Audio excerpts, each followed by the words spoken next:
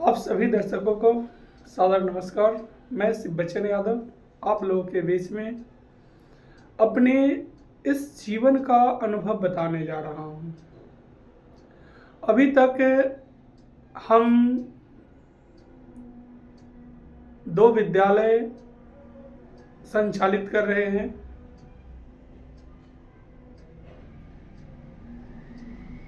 और पहला विद्यालय हमारे इस गांव में सुभई में चल रही है और दूसरी विद्यालय हाजीपुर दिघी में चल रही है। तो हम अपना अनुभव यह शेयर कर रहे हैं कि हम अपनी ज़िंदगी में आगे कैसे बढ़े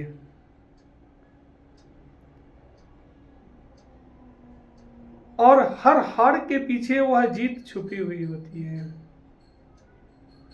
हर लोगों के ताने के पीछे वह कामयाबी का राज छुपा होता है। सच में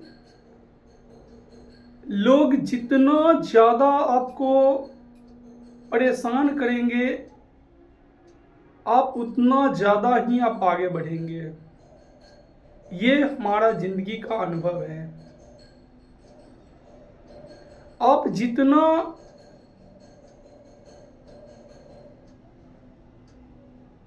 कहा गया है ना कि लोहा जितना तपता है आकार उतना ही अच्छा आता है। जैसे कि एक आकार देने के लिए कच्चा लोहा को हम उसको मोड़ नहीं सकते हैं। उस लोहा को उस आग की भट्ठी में तपना पड़ेगा और आपका उम्मीद आपका भरोसा वह निहाई है। आपको मजबूती से हथौड़ा चलाना पड़ेगा, समय रूपी हथौड़ा का इस्तेमाल करना पड़ेगा, क्योंकि समय रहते हर उस काम के पीछे आपको भागना पड़ेगा, समय देना पड़ेगा। समस्या तो आएगी। सबसे बड़ी समस्या ये आएगी आपके जीवन में जैसे ही आपका 10 ईयर एज समाप्त होकर आप यंगेस्ट एज में जाना प्रारंभ करते हैं तो आपको जेनेटिक है या बायोलॉजिकल है, आपको हार्मोन जो है आपके शरीर में एक नई हार्मोन की उत्पत्ति होती है और उस हार्मोन के कारण हमारा सोच बदल जाता है। हमारा रंग ढंग चाल चलन सब बदलते रहता है। लेकिन हम अपनी कामयाबी को जब तक उस मंजिल तक नहीं पहुंच जाते हैं संभावना ये रखनी चाहिए कि हम उस काम से पीछे नहीं हटेंगे तो नहीं हटेंगे।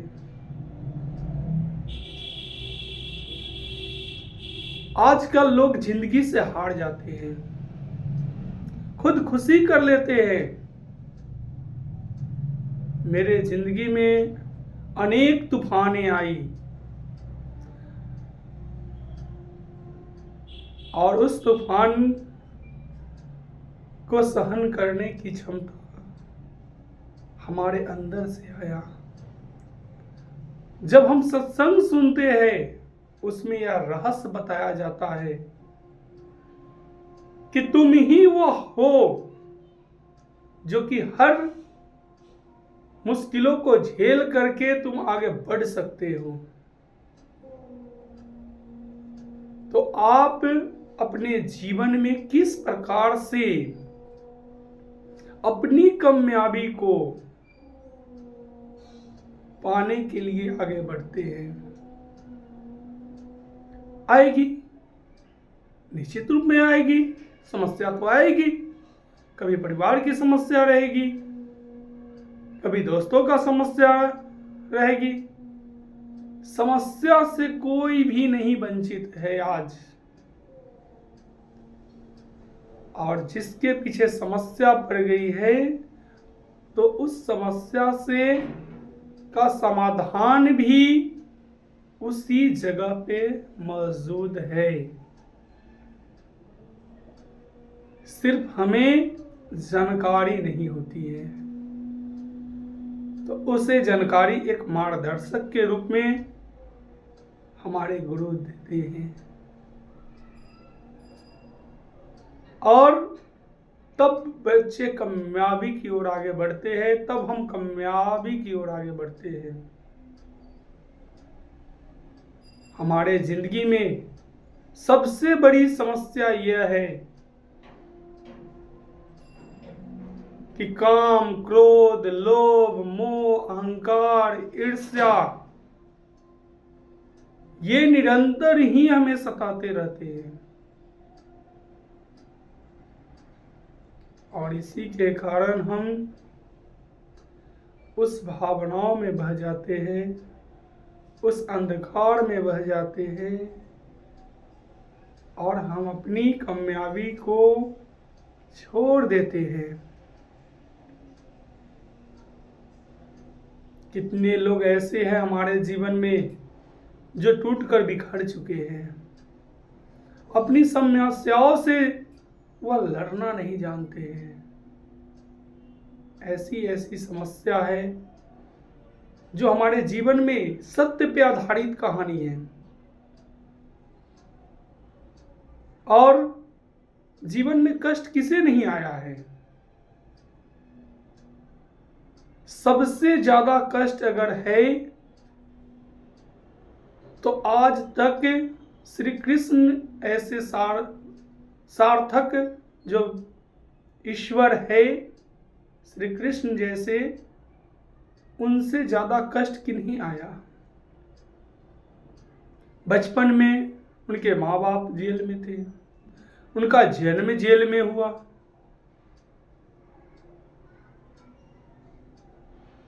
लालन पालन कहीं और हुआ। जब बचपना उनका था तो लोग उन पर चोरी का इल्जाम लगा दिया कि माखन चोर है, माखन चोरी किए हैं। खाया सब दोस्तों ने, चोर बने सिर्फ हमारे श्री कृष्ण जी। उस समय भी उस गोकुल के वासी को यह पता नहीं था, यह ब्रज भूमि में कोई महापुरुष जन्म लेकर आ चुके हैं। क्या वह उस समय जान जाते तो श्री कृष्ण जी को चोर कहकर पुकारते? उनकी माँ जो यशोदा मैया है, क्या उन्हें कभी बांध कर रखते? संभव ही नहीं है। जब थोड़ा सा बड़े हुए उन्हें राधा जी से प्यार हुई, फिर राधा जी को छोड़ना पड़ा। आज के जीवन में यह कितना बड़ा त्याग है। लोग यहीं पे आकर टूट जाते हैं। उस चीज को छोड़ना, उस मोह को त्यागना, उस प्रेम को त्यागना एक साधारण बात है? तो आप हमें जरूर बताइएगा। प्रेम त्याग देना ये साधारण कभी भी नहीं हो सकता है। लोग घर त्याग देते हैं लेकिन प्रेम नहीं त्यागते। और जो अगर प्रेम त्याग दिए हैं वह महान बन गए हैं। जब थोड़ा सा और बड़े हुए तो अपने दोस्तों का साथ छोड़कर कंस को मारने के लिए जाना पड़ा।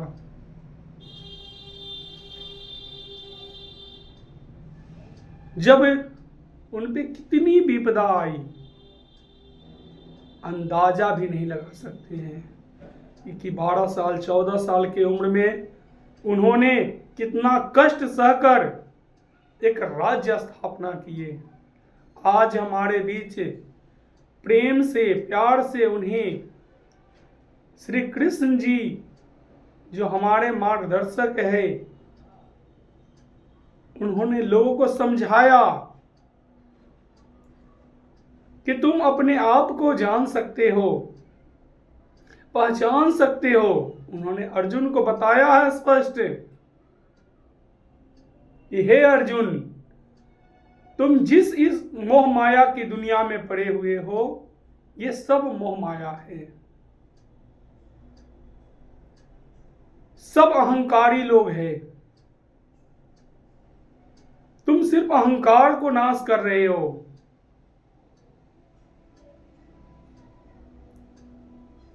इसी प्रकार से कहानी आती है श्री रामचंद्र जी की कहानी। देखिए, जब उन्हें भी बचपन में गुरुकुल में जाना पड़ा, जब गुरुकुल की शिक्षा पूरी होकर जब घर पे राजमहल में आए, तो कुछ ही दिन में गुरु विश्वामित्र जी पहुंचे। गुरु विश्वामित्र जी उनको बताए कि जंगल में ऐसे ऐसे जो खूंखार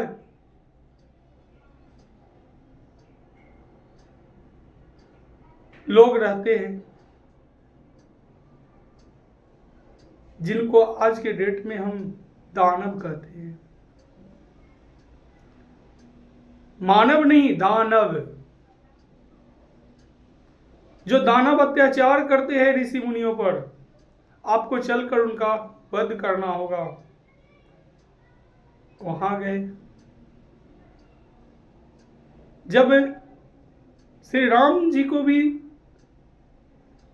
सीता मैया से शादी विवाह हुई,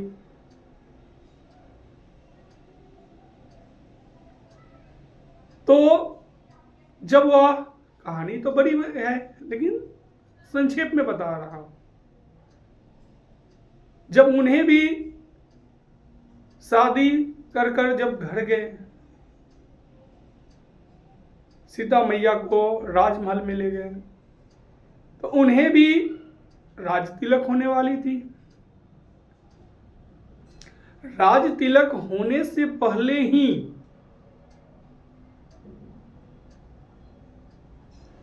उनकी माता, जो कैकेयी माता है, एक समय में जो अश्रुशव का वध करने के लिए राजा दशरथ जी गए, तो उस समय वह एक घायल हो गए थे। उस समय माता कैकेयी उन्हें बचाकर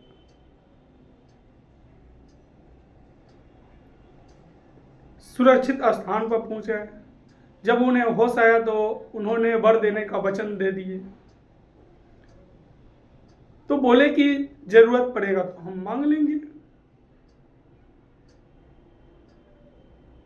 उन्हें भी लोभ और कुछ भी नहीं, सिर्फ लोभ वहां उन्हें राम जी को वनवास भेज दिया।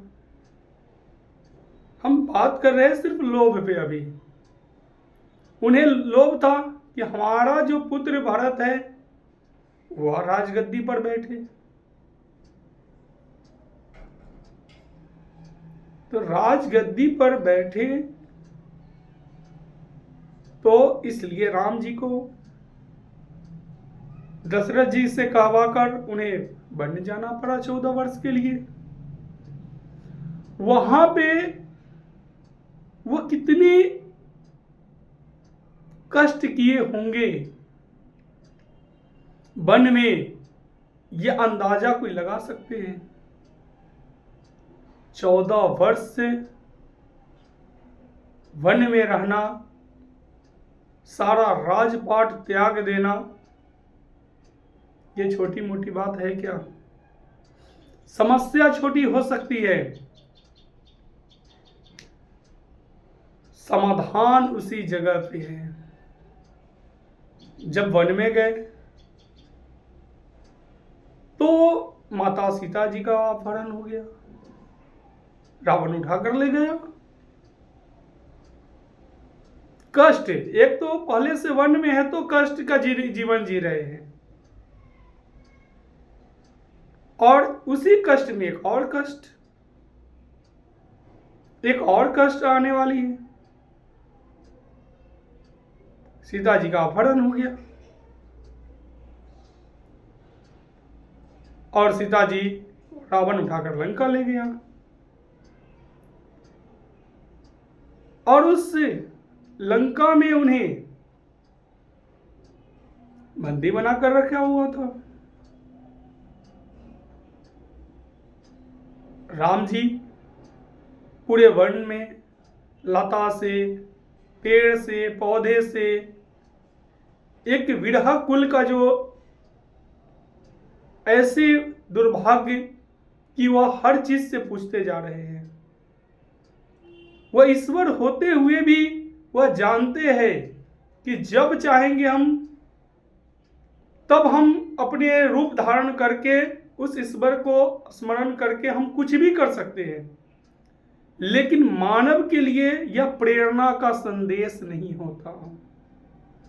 उन्होंने मानव को संदेश दिया है कि हम ईश्वर होते हुए भी हम मानव का जीवन जी रहे हैं।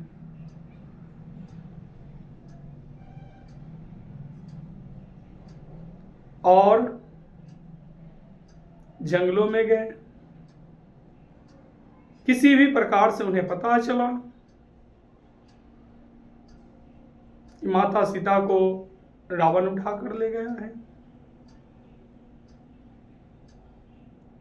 तो फिर जंगल में मनुष्य तो थे नहीं, तो सेना कैसा तैयार किए? बंदर और भालुओं की सेना तैयार किए।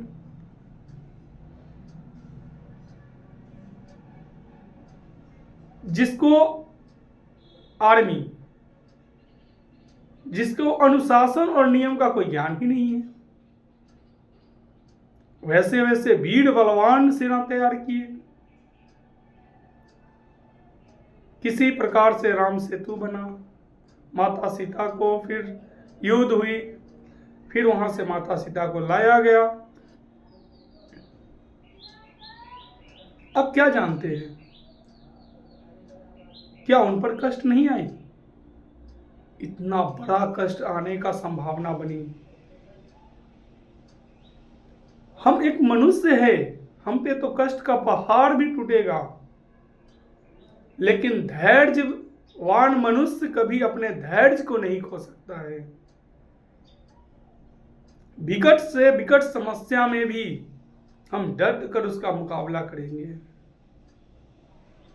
चाहे समस्या चाहे जितनी भी बड़ी हो, आज न कल उसका समाधान निश्चित रूप में है।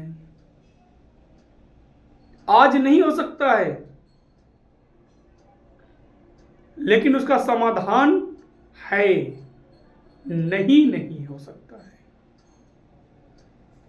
तो हमें अपनी समस्या से लड़कर उस मुकाम को हासिल करना है। उस मुकाम तक पहुंचने में जो भी समस्या आएगा, उस समस्या को सिर्फ और सिर्फ आप ही वह है जो समस्या का समाधान कर सकते हैं। नहीं तो आप टूट जाइएगा, बिखर जाइएगा। और दुनिया में जो लोग टूट रहे हैं, यह वीडियो उनके लिए है। जो चाहे वह बिजनेस कर रहे हैं, यह वीडियो उनके लिए है। बिजनेस करते हैं, घाटा लगता है, टूट जाते हैं, परिवार से टूट जाते हैं। समस्या आई और समस्या जाएगी भी।